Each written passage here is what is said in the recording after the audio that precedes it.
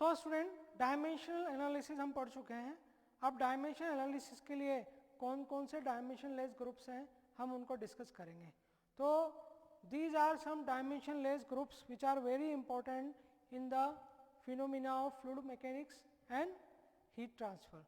तो heat transfer की कई फिनोमिनाज को हम इन्वेस्टिगेट कर सकते हैं इन नंबर से, और फ्लूइड मैकेनिक्स की कई फिनोमिनाज को हम इससे इन्वेस्टिगेट कर सकते हैं।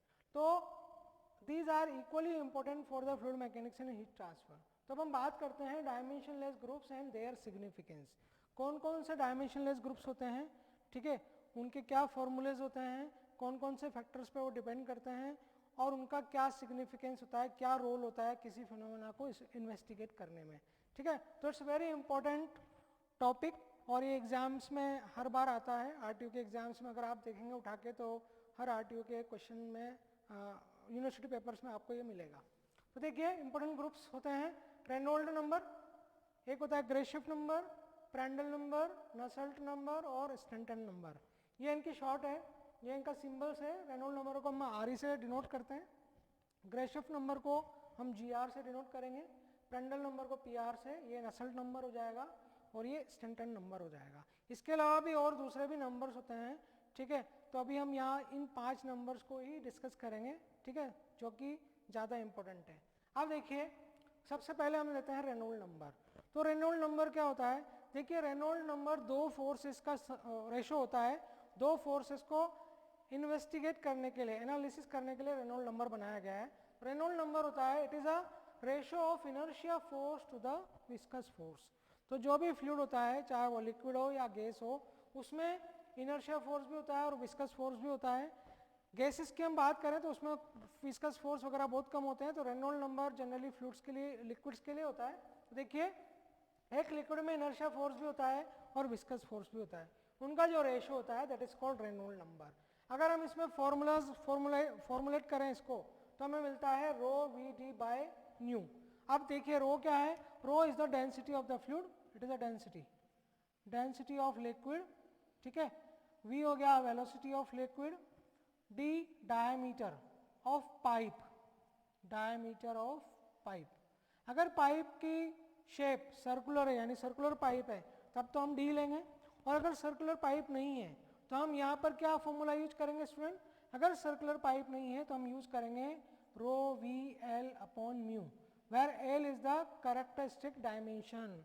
तो कैरेक्टरिस्टिक डायमेंशन क्या होगी, कैरेक्टरिस्टिक डायमेंशन होगी 4AC upon P, 4 cross sectional area upon perimeter, ठीक है। हम इसको काम में लेंगे अगर शेप, पाइप का शेप अदर देन सर्कुलर है तो, ठीक है।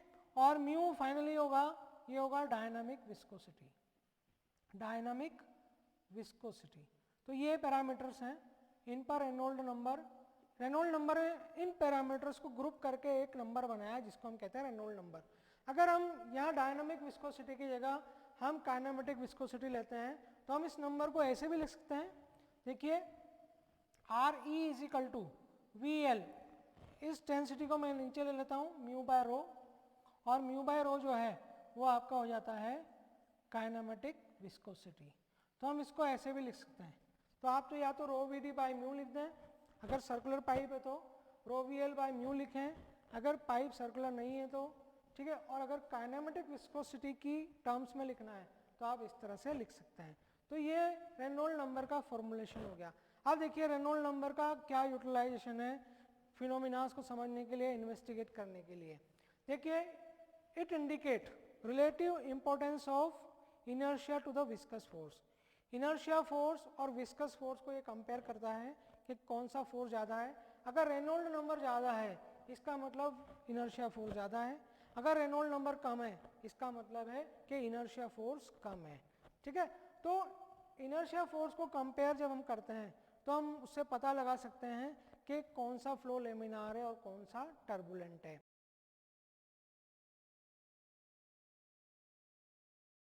जिन लिक्विड्स में विस्कस फोर्स ज़्यादा होते हैं, तो जो ज़्यादा विस्कस फोर्स होगा तो वो कम रेनॉल्ड नंबर शो करेंगे। कम रेनॉल्ड नंबर का मतलब है कि वो लेमिनार फ्लो शो करेंगे।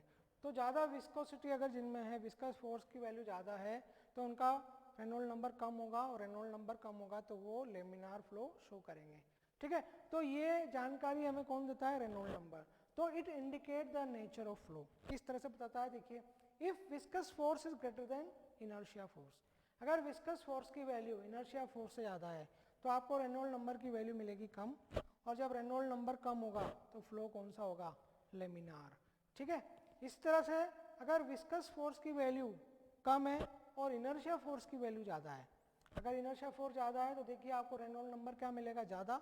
ठीक है, तो ज़्यादा रेनॉल्ड नंबर है यानी हाई रेनॉल्ड नंबर है तो फ्लो क्या हो जाएगा? टर्बुलेंट। तो इस तरह से रेनॉल्ड नंबर हम फाइंड करके किसी भी फिनोमिना में, ठीक है, हम इन्वेस्टिगेट कर सकते हैं कि उसका जो फ्लो है, उस लिक्विड का जो फ्लो है वो लेमिनार है या फिर टर्बुलेंट है। तो it's a very important parameter to know the nature of the fluid flow.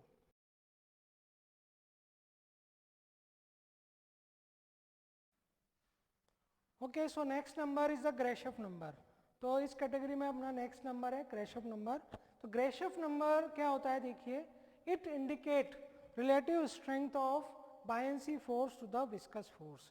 तो it compare the buoyancy force and viscous force in the liquid. ठीक है, तो ग्रेशफ नंबर का फॉर्मूला क्या होता है? Grashof number is equal to the buoyancy force multiplied by inertia force and divided by the viscous force का square. ठीक है, तो ये इसका ग्रेशफ नंबर का फॉर्मूला होता है। तो इसमें बायेंसी फोर्स भी आएगा, इनर्शिया फोर्स भी आएगा और विस्कस फोर्स भी आएगा। तो बायेंसी फोर्स और इनर्शिया फोर्स का multiplication and divided by the square of the viscous force. अगर हम इसको फॉर्मुलेट करेंगे सारे फॉर्मूले रख के तो हमें मिलेगा ग्रेशफ नंबर का formula L cube rho square beta G delta T upon mu square. ये फॉर्मूला स्टूडेंट आपको ध्यान रखना है क्योंकि आपको ग्रेशफ नंबर निकालना पड़ेगा कन्वेक्शन के न्यूमेरिकल्स में, तो उस कंडीशन में आपको फॉर्मूले याद होने चाहिए। इन सब नंबर्स के जो फाइनल फॉर्मुलेशन जो हो रहा है वो आपको ध्यान रखना है। अब देखिए, इसमें सारे पैरामीटर आपको पता है, एल आपको पता है, रो आपको पता है। L is the characteristic dimension, rho is the density, g gravity acceleration, delta T temperature difference है और म्यू है डायनामिक विस्कोसिटी। अब इसमें एक डिफरेंट पैरामीटर आ रहा है beta. Beta is equal to होता है 1/TF। TF स्टूडेंट होता है फिल्म टेम्परेचर। तो कन्वेक्शन फिनोमिना में फिल्म टेम्परेचर होता है। जब हम कन्वेक्शन पढ़ेंगे इसको डिस्कस करेंगे कि फिल्म टेम्परेचर होता क्या है। ठीक है, तो यहाँ पर अभी आप ध्यान रखिए बीटा इज इक्वल टू होता है 1/TF। ठीक है, अब इसका रोल क्या है फ्लूइड मैकेनिक्स में और हीट ट्रांसफर में? इसका रोल क्या है, इसका सिग्निफिकेंस क्या है? अभी हम हीट ट्रांसफर की बात करते हैं, तो हीट ट्रांसफर में इसका क्या सिग्निफिकेंस है? हीट ट्रांसफर में इसका सिग्निफिकेंस आपको फ्री कन्वेक्शन में देखने को मिलेगा। ठीक है, तो रेनॉल्ड नंबर जो वर्क फोर्स कन्वेक्शन में करता है वही ग्रेशफ नंबर फ्री कन्वेक्शन में करता है। तो जिस तरह से हम फोर्स कन्वेक्शन में फ्लूइड फ्लो की नेचर को पता लगा सकते हैं रेनॉल्ड नंबर के थ्रू, उसी तरह से हम फ्री कन्वेक्शन में कौन सा फ्लो हो रहा है, लेमिनार हो रहा है, टर्बुलेंट हो रहा है, इसका पता हम लगा सकते हैं किसमें? ग्रेशफ नंबर में। ठीक है, तो ग्रेशफ नंबर में देखिए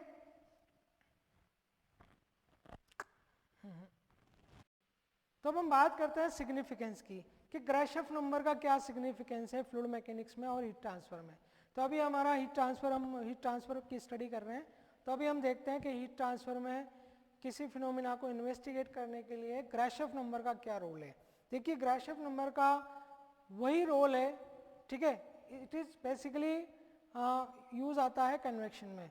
ठीक है, तो कन्वेक्शन में जो रोल, फोर्स कन्वेक्शन में जो रोल रेनॉल्ड नंबर का होता है वही रोल फ्री कन्वेक्शन में ग्रेशफ नंबर का होता है। तो यहाँ पर भी हम पता लगा सकते हैं, नेचर पता लगा सकते हैं ग्रेशफ नंबर के थ्रू फ्लूइड फ्लो की। तो देखिए, it play very important role in free convection. ठीक है, it play very important role in free convection. जैसे रेनॉल्ड नंबर फोर्स कन्वेक्शन में बहुत इंपॉर्टेंट रोल प्ले करता है, उस तरह से ग्रेशफ नंबर फ्री कन्वेक्शन में वेरी इंपॉर्टेंट रोल प्ले करता है। ठीक है, it's role is similar as role of Reynold number in the force convection. Grashof number जितना ज़्यादा होता है, ठीक है, ग्रेशफ नंबर जितना ज़्यादा होगा हम कहेंगे उसमें फ्री कन्वेक्शन का अमाउंट उतना ही ज़्यादा है। अगर रेनॉल्ड नंबर जितना ज़्यादा होगा तो हम कहेंगे उस फिनोमिना में फोर्स कन्वेक्शन का अमाउंट ज़्यादा है। यहाँ पर अगर ग्रेशफ नंबर ज़्यादा है तो हम कहेंगे फिनोमिना में फ्री कन्वेक्शन ज़्यादा हो रहा है। ठीक है, तो high Grashof number means free convection. ठीक है, तो इस तरह से ग्रेशफ नंबर किसी भी प्रॉब्लम को, हीट ट्रांसफर की प्रॉब्लम को इन्वेस्टिगेट करने में इम्पोर्टेंट रोल प्ले करता है।